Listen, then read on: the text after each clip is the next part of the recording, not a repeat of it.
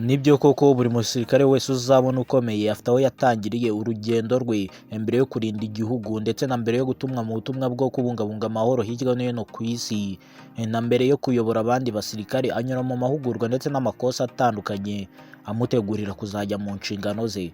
Ingabo z'u Rwanda RDF zizwi ku rwego mpuzamahanga kubera ubunyamwuga zikorana, indero n'ubwitange bidasanzwe, ariko se nihe hategurirwa abo basirikare ba RDF bagenda bagahinduka abadasanzwe ku rwego mpuzamahanga, ku ruhando mpuzamahanga?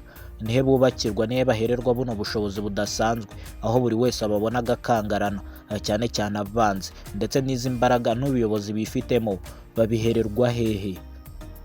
Muri documentary y'uno munsi nyemerera tutemberane mu bigo bya gisirikare bidasanzwe bitorezwamo abasirikare b'u Rwanda RDF, ndetse kandi tunarebere hamwe imyitozo ikarishye bahabwa ituma abababonye bose ari abanzi b'u Rwanda bababona bagahinda umushyitsi, ndetse tunarebere hamwe muri rusange akamaro bigira mu gutegura umusirikare w'u Rwanda RDF muri rusange, ndetse turareba n'amoko y'imyitozo ahakorerwa muri ibyo bigo bya gisirikare bidasanzwe. Nuramuka ugize ubutwari bwo kugeza ku musozi no documentary, urasoza wamaze kumenya neza imitwe ikomeye nka Special Operation Forces, bano batumwaho rwakomeye, ndetse na Republican Guard, bano barinda abayobozi badasanzwe b'abanyacyubahiro, ndetse na Military Police ishinzwe umutekano mu ngabo. Uraba bamaze kumenya neza aho bakura imyitozo ihambaye ituma bagirirwa icyizere cyo guhagarara imbere y'abanyacyubahiro bakabarinda, ndetse turasobanukirwa n'urundi ruhare rwabo.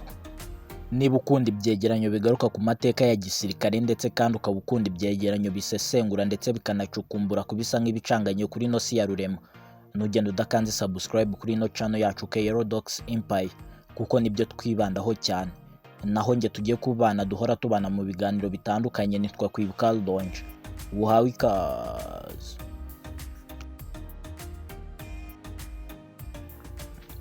Urugendo rwacu reka turutangire mu karere ka Bugesera, aho hari kimwe mu bigo bikomeye bya gisirikare mu gihugu cy'u Rwanda kizwi nka Rwanda Military Academy GACO. Iki kigo kandi kizwi nk'aho hategurirwa abofisiye b'ingabo z'u Rwanda abazayobora abandi mu gisirikare cy'u Rwanda. Ubuyobozi bwa gisirikare ntibushingira ku mbaraga z'umubiri gusa, ahubwo bunasaba ubwenge bw'umutwe, ubushobozi gutekereza, discipline ndetse n'ubushishozi bwo gufata ibyemezo bikwiye. Muri GACO rero abanyeshuri bahabwa amasomo atandukanye, harimo imiyoborere ya gisirikare, amategeko agenga ibikorwa bya gisirikare, amateka y'intambara cyangwa se amateka ya gisirikare, ndetse n'imyitegurire y'ibikorwa n'indangagaciro z'umusirikare nyawe, kandi umusirikare wa RDF. Ariko amasomo yo mu ishuri yonyine ntahagije, bahabwa kandi n'imyitozo ngororamubiri, imyitozo yo gukorera hamwe mu matsinda, ndetse n'urugendo rurerure rutwara amasaha menshi, n'ibindi bikorwa bibatoza kwihangana no gukorera mu bihe bitoroshye cyangwa se muri situation zigoye. Intego nyamukuru si ugutoza umuntu kurwana gusa, ahubwo ni ukubaka umuyobozi ushobora kuyobora abandi mu myitozo cyangwa se mu bwitonzi, afite discipline, ndetse kandi akabayobora neza nta by'urugomo no guhubagurika, ndetse kandi batozwa kubaha amategeko no gufata ibyemezo bifasha kurinda igihugu, aho gufata ibyemezo bishyira igihugu mu kangaratete. Abarangiza amahugurwa muri iki kigo bashobora kujya gukorera inshingano mu nzego zitandukanye za RDF bitewe n'ubumenyi, amahugurwa bakomeje guhabwa n'ibikenewe n'igisirikare cy'u Rwanda. Nk'uko benshi muri mwe musanzwe mubizi, mu nzego rusange za RDF harimo ingabo zirwanira ku butaka izizwi nka Land Force, hakabamo izirwanira mu kirere izizwi nka Air Force, ndetse n'izindi z'inkeragutabara cyangwa se zishobora kwifashishwa igihe bikenewe izizwi nka Reserve Force, ndetse n'imitwe yihariye nka Special Operation Forces initumwaho rwakomeye, Republican Guard irinda abanyacyubahiro, Military Police ishinzwe umutekano mu ngabo, ndetse n'abandi. Kwinjira muri bimwe muri iyo mitwe cyangwa se muri izo nzego bishobora gusaba andi mahugurwa cyangwa se indi myitozo yihariye nyuma y'amahugurwa y'ibanze cyangwa yo kuba ofisiye. GACO rero ni imwe mu nkingi z'ingenzi zubaka ubuyobozi bwa gisirikare mu Rwanda, ikomeza gutegura abayobozi bafite ubushobozi bwo gukorera igihugu ndetse no kwitabira ubutumwa bwo kubungabunga amahoro hirya no hino. Udatekereza ko kuba waratorejwe GACO cyangwa se waranyuze ku iryo kosi ry'GACO ushobora kuhita ujya aho ushaka mu gisirikare. Kwinjira hamwe muri iyo mitwe mvuze haruguru, yaba irwanira ku butaka, irwanira mu kirere ndetse n'ahandi, bisaba gukora indi myitozo irenze amahugurwa wahawe mbere y'ibanze cyangwa se ayo wahawe yo kuba ofisiye. GACO ni imwe mu nkingi z'ingenzi zubaka ubuyobozi bwa gisirikare mu Rwanda, ikomeza kandi gutegura abayobozi bafite ubushobozi bwo gukorera igihugu no kwitabira ubutumwa bwo kubungabunga amahoro hirya no hino. Nyuma yo kuviga ko reka urugendo rwacu turukomereze muri kino kigo kindi cya gisirikare gikomeye mu Rwanda kizwi nka Gabiro Combat Training Center giherereye mu karere ka Gatsibo. Iki kigo kizwi cyane nk'ahabera imyitozo rusange njyarugamba, aho abasirikare batozwa gukorera hamwe ndetse no kwitegura inshingano zitandukanye. Bitewe n'ubugari bw'aho giherereye, gikunze kwakira imyitozo minini yemejwe ku mugaragaro ku rwego mpuzamahanga. Muri Gabiro Training Center hakunze kubera imyitozo y'imirimo yo kujya mu kibuga cyangwa se kuri tere, imyitozo yo gukorera mu matsinda ndetse n'imyitozo y'ubuyobozi, imyitozo yo gutanga ubutabazi bw'ibanze mu gihe bibaye ngombwa ku bakomeretse, n'indi myitozo igamije kongerera abasirikare ubushobozi n'ubwitange buhambaye. Ariko muri make nk'uko ubyumva mu izina ry'ikigo harimo combat, bivuze ko hagomba gutorezwa imirwano. Mu gihe uhuye n'umwanzi ushobora kwirwanaho ute nk'umusirikare. Iki kigo cyanakiriye inshuro nyinshi imyitozo ihuriweho n'ingabo z'u Rwanda ndetse n'iz'ibindi bihugu bigiye bitandukanye, hagamijwe kongererwa ubushobozi, ubufatanye no kubungabunga amahoro no guhangana n'ibibazo by'umutekano, bahanahana ubumenyi. Abasirikare bo mu nzego zitandukanye za RDF bashobora kwitabira amahugurwa ndetse n'imyitozo ibera muri Gabiro Training Center, harimo nk'aba Land Force abazwi nka Infantry bakunze kwitoreza ahangaha cyangwa se niho bahererwa amahugurwa rimwe na rimwe, Engineers, Artillery, Signals, Military Police ndetse n'abandi, bitewe n'ubwoko bw'imyitozo igiye gutegurwa, kuko umusirikare nagahabwa umwitozo umwe gusa, ahabwa imyitozo myinshi akayihererwa ahantu hatandukanye. Hari n'igihe kandi habera imyitozo ihuriyeho ishobora kwitabirwa n'imitwe idasanzwe mu gisirikare cy'u Rwanda RDF. Intego y'ayo mahugurwa cyangwa iyo myitozo ni ugukomeza kubaka ubunyamwuga muri rusange, gukorera hamwe ndetse no gutegura abasirikare bashobora gusohoza inshingano zabo neza, baba mu Rwanda cyangwa se bari mu butumwa mpuzamahanga bwo kubungabunga amahoro hirya no hino ku isi. Imyitozo nk'iyi ni kimwe mu bituma RDF ikomeza kubaka ubushobozi ndetse n'izina rikomeye ku ruhando mpuzamahanga. Wowe wahisemo kugeza noneho kineza amatwi, nyemerera dukomereze mu kigo cya Nasho BMTC, Basic Military Training Center. Iki ni ikigo mu bigo by'ingenzi bikomeye mu Rwanda bitangirwamo amahugurwa n'imyitozo y'ibanze ya gisirikare ku basore ndetse n'inkumi binjira mu ngabo z'u Rwanda ari bashya. Buri wese utari umwofisi yatangira urugendo rwe mu gisirikare hano. Uru ni rwo rugendo rwa mbere.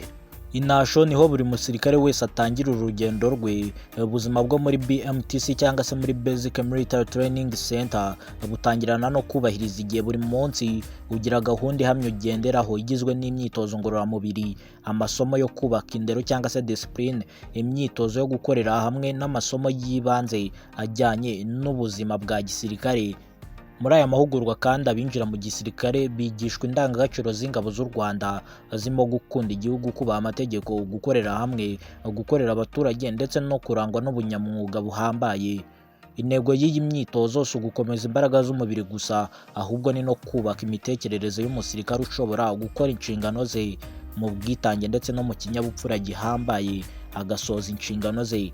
Nyuma yo kurangiza kandi amahugurwa y'ibanze, abasirikare bashobora gukomereza ahandi bagahabwa andi mahugurwa bitewe n'inshingano bazahabwa n'ibikenewe muri RDF. Muri make bagakomeza irindi kosi nyuma yo kurangiza ikosi rikomeye hano Nasho. Abenshi kandi bavuga ko muri Nasho ariho hatangirira guhinduka, aho kuva mu buzima busanzwe ukaba umusirikare nyarwanda ukajya muri forme ya gisirikare, ukava muri forme ya gisivile. Niho kandi hubakirwa indangagaciro, kwihangana ndetse no gukorera hamwe bizagufasha mu rugendo rwa gisirikare aho uzajya hose. Ariko se nyuma yo kurangiza aya mahugurwa y'ibanze ni gute abasirikare bakomeza kwihugura bitandukanye n'ibindi? Nahe mashuri n'amahugurwa yisumbuyeho bagomba gukurikizaho nyuma y'uko bavuye Nasho? Bamwe muri bo bakomeza andi mashuri koko, ndetse abandi bahita bajya mu kazi byihuse. Kurangiza amahugurwa y'ibanze cyangwa se kuba umwofisiye si iherezo ry'urugendo, cyangwa se ntago wicara ngo utimaze ngo wumve ko wabaye umusirikare burundu. Nibyo koko bakwambika ipeti ukaba n'umusirikare, ariko hari izindi nzego uba ugomba kujyaho. Niyo mpamvu ugomba gukora andi makosa agiye atandukanye. Mu gisirikare rero kwiga no kwitoza bigomba guhoraho, bikomeza mu buzima bwose bw'ubusirikare. Uhora ukora imyitozo, ntago wicara ngo utimaze iyo uri umusirikare wa RDF. Bitewe n'inshingano n'ubushobozi bwe, umusirikare ashobora gukomeza amahugurwa yihariye mu nzego zitandukanye za RDF Mu nzego zizwi ku mugaragaro cyane harimo Land Force zishinzwe ibikorwa byinshi byo ku butaka, byo kurinda ubutaka n'igihugu ndetse n'abaturage batuye icyo gihugu. Hari n'abandi ba Air Force ishinzwe ibikorwa byo mu kirere ndetse na Reserve Force ifasha kongera ubushobozi igihe bibaye ngombwa mu gisirikare. Hari ikindi kandi imitwe yihariye nka Special Operation Force ndetse na Republican Guard, Military Police, Engineers, Artillery, Signals ndetse na Medical Service. Buri rwego rugira inshingano zarwo kandi abarugize bose bakomeza guhabwa amahugurwa ajyanye n'izo nshingano. Niyo mpamvu rero iyo wasoje ayo mahugurwa y'ibanze uba ugomba gukora andi mu gihe wahiswemo kujya muri imwe mw'ino mitwe idasanzwe.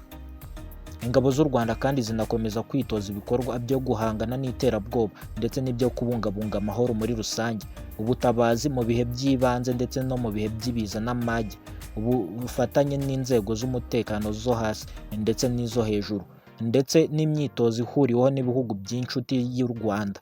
Iyo byatangajwe ku mugaragaro byose murabibona, iyo nk'u Rwanda rwakoranye imyitozo n'ibindi bihugu. Ibi byose bigamije gukomeza kubaka ingabo z'u Rwanda zifite ubunyamwuga, zubahiriza amategeko kandi ziteguye gusohoza inshingano zazo haba mu Rwanda ndetse no mu butumwa mpuzamahanga hanze yarwo. Iyo ubonye umusirikare wa RDF asoza inshingano ze neza, akenshi uba ureba umusaruro w'amahugurwa y'igihe kirekire yanyuzemo ndetse na discipline yahawe n'ubwitange. Byose bikomoka muri bino bigo twavuze ruguru bya gisirikare, kuko niho umuntu ahindukira neza akibagirwa ubuzima bw'ubusivile akaba umusirikare mu maraso ndetse no mu mutima. Dusubiye inyuma gato nk'uko twabibonye, Rwanda Military Academy GACO yubaka abayobozi b'ingabo z'u Rwanda. Gabiro Combat Training Center yakira imyitozo rusange ndetse harimo n'imyitozo njyarugamba. Basic Military Training Center Nasho niho benshi batangira urugendo rwabo rwa gisirikare. Twanabonye kandi ko mu amahugurwa ya gisirikare hatangirwa mu ishuri cyangwa mu kigo kimwe, umusirikare akomeza kwihugura no kongera ubumenyi bugiye butandukanye mu rugendo rwe rwose rw'ubusirikare, bitewe n'inshingano ze n'ibikenewe n'igisirikare cya RDF. Mu by'ukuri agenda ahamagarwa bigiye bitandukanye, agahabwa andi mahugurwa cyangwa se andi makosa atandukanye nk'uko benshi mukunze kubyita. Intego y'imyitozo bahabwa ndetse n'amahugurwa muri rusange ni ukubaka abasirikare bafite ubunyamwuga, bafite indero nziza, ubwitange no kubaha amategeko, bashoboye kandi kurinda igihugu ndetse no gutanga umusanzu mu butumwa bwo kubungabunga amahoro hirya no hino ahatari. Ingabo z'u Rwanda kandi zakomeje kugira uruhare rutandukanye mu butumwa bwo kubungabunga amahoro mu bihugu bigiye bitandukanye bikomeye, cyangwa se mu bikorwa byagiye bifasha bikomeye cyane. Byafashije kandi no kumenyekanisha ubunyamwuga bwazo ku rwego mpuzamahanga. Kuri ubu ngubu ni kimenya bose. Nk'uko twagiye tubibona muri ino documentary, mwabonye neza yuko kuba bafite ubunyamwuga atari amahirwe, ahubwo bwubatswe no kuba bafite imyitozo ihoraho, imyitwarire myiza n'ubwitange bwo gukorera igihugu cyabo cyababyaye, ndavuga u Rwanda. Ndagushimiye wahisemo kuntega amatwi kuhera ku ntangiriro y'ino documentary kugera ku musozo.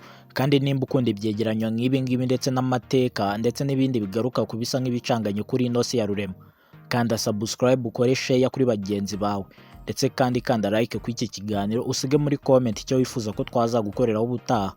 Naho nge twabanye nk'ibisanzwe nitwa Kwibuka Longe. Amahoro y'Imana akomeze kubana namwe mwese.